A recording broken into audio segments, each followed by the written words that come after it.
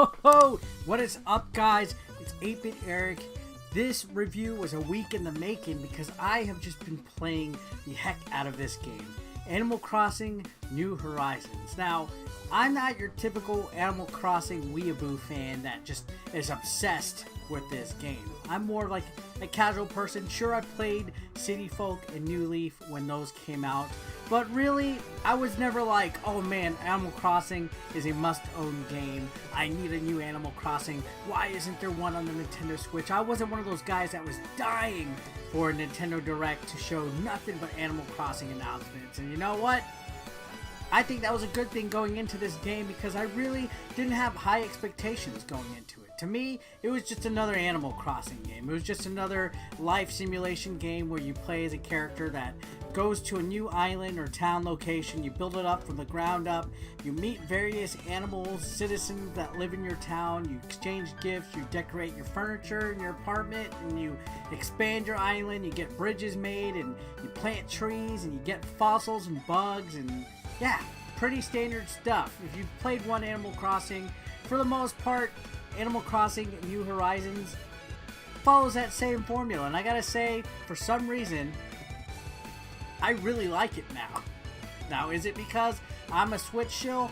I would probably say that's maybe 10% of it. I honestly would probably say it's because there's been a severe drought in games on the Nintendo Switch within this past year. Think about it. We've gotten so many canceled games, scrapped games, games that just nobody knows when the heck they're coming out. I mean, there's games that were announced 2 years ago for the Nintendo Switch that are still not here. No updates at all.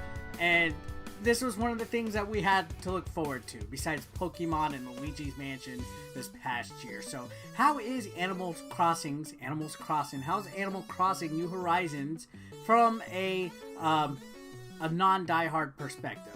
Well, I gotta say, I could sink a lot of hours into this game. I've had a lot of fun doing it. In fact, I'm doing a daily Let's Play series of it. That's how much fun I've been having with this game. Now, the one question that I always get asked all the time from people when I'm streaming this game or in my comment section, they're like, can you explain to me what the objective of the game is and what's the point of the game and what are you supposed to do in the game?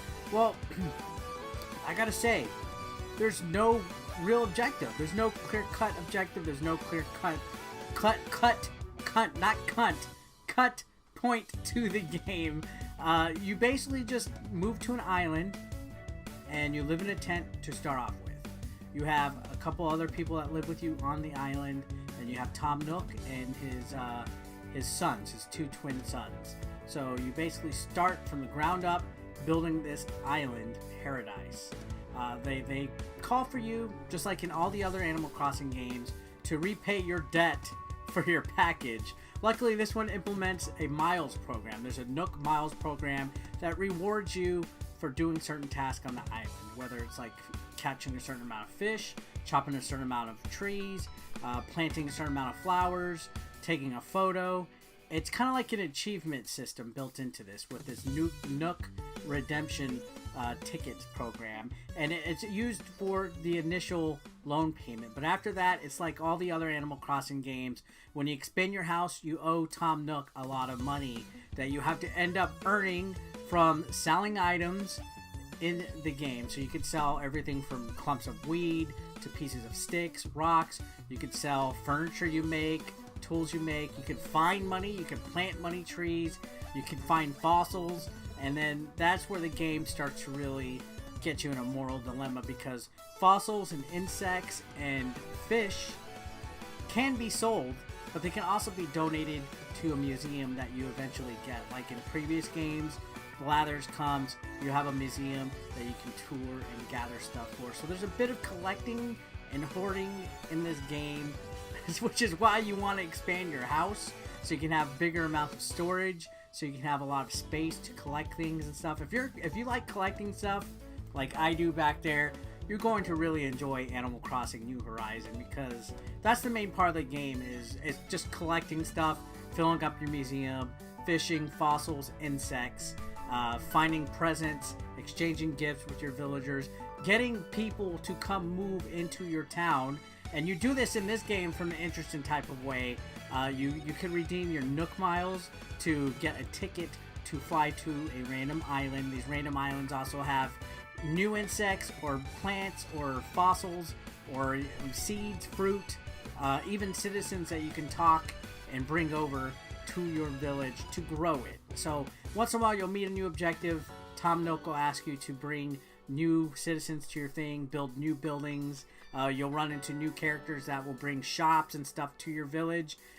Sometimes you run into random characters on certain days of the week. This game plays on real time, so whatever time zone you're in and whatever day it is, without time skipping, you could time skip, but we'll talk about it in a little bit. Basically, there's a lot of stuff you could do with any type of point. There's no hurry, there's no deadlines. A lot of people are like, is this like Harvest Moon? It's not. Harvest Moon is very deadline heavy. Like, you have a certain amount of time to do certain things. In Animal Crossing, you don't. You can play this as long as you want at your own leisure. As a matter of fact, the slow progress of the game is what makes it feel rewarding. Now, I mentioned time jumping. That's because you can use the Switch's internal clock to jump ahead a day or 2 or even 40 days to move ahead in the game to progress, whether your tree's growing or interest in your money or anything like that. It kind of spoils the game a little bit though, because a lot of the fun is building your building, waiting the day or 2 for it to be ready, doing the morning announcements, and getting the game progressively slow that way. But I gotta say, sometimes the temptation of actually time traveling forward is too much to resist. Now, thankfully, I have time traveled.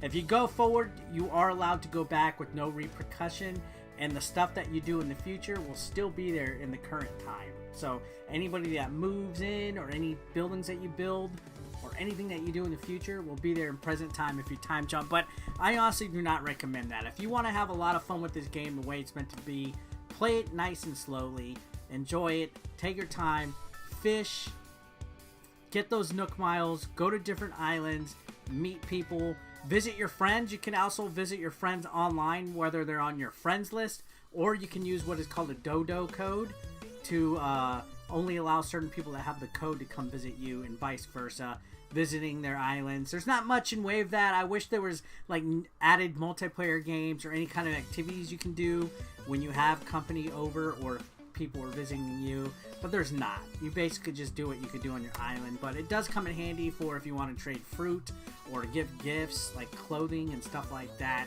So there's a little bit of multiplayer here. And what's funny is this game kind of came out at the perfect time considering all the things going on in the world today. This is a real social game. If you get in right, if you get the Nintendo Switch Online app, you can actually connect it to your Animal Crossing account, so you could actually message people on here, chat with them, voice chat, and text messaging chat. You got to get the Nook line set up, and it's a lot quicker than using the in-game keyboard. You can actually just text, and your character will do it like you're on the keyboard.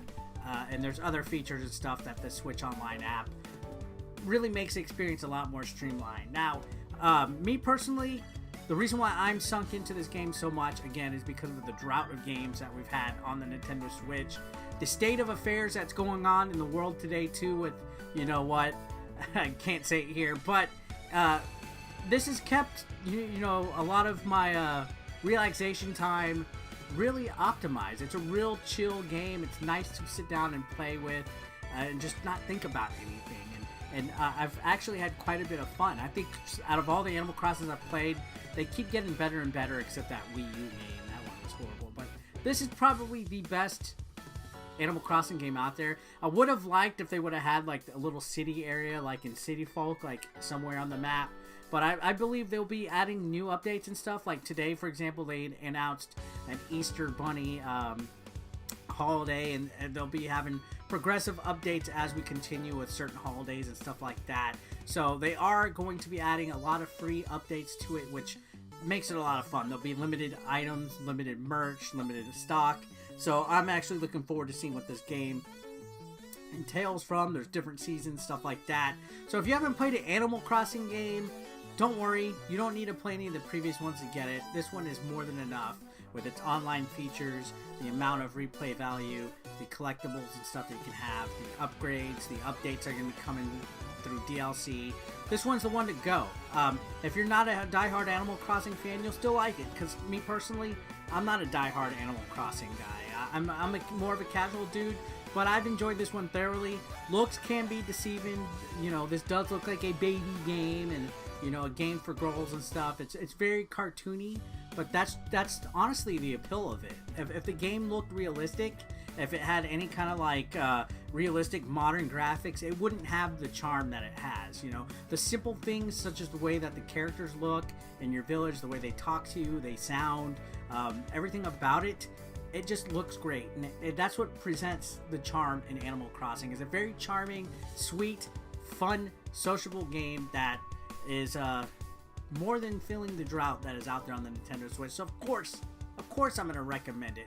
Anyways, guys, thanks a lot for watching as always. I'll see you guys on the next video. If you haven't subscribed, please do so. Don't forget to like, dislike, throw some engagement. God damn it. Let's get this video 100 likes. I don't know. Just random number, and I'll wear a Princess Peach outfit. Thanks a lot for watching, guys. Peace out. Consider supporting 8-Bit Eric on Patreon for just $1 a month. Link below in the description. You want to become part of the hashtag 8BE Nation, guys? Well, be sure to pick up your official merch, now available online. Link is below in the description. We got classic t-shirts, tank tops, hoodies, and even women's apparel. Don't forget, pick up your official merch now. And while you're at it, guys, feel free to watch the next video, or why don't you catch up on one that you might have previously missed. Thanks again, guys, for all the support. I couldn't do this without you. You guys are amazing, and don't forget to subscribe and click that like button if you are brand new. Thanks again, guys. Peace out.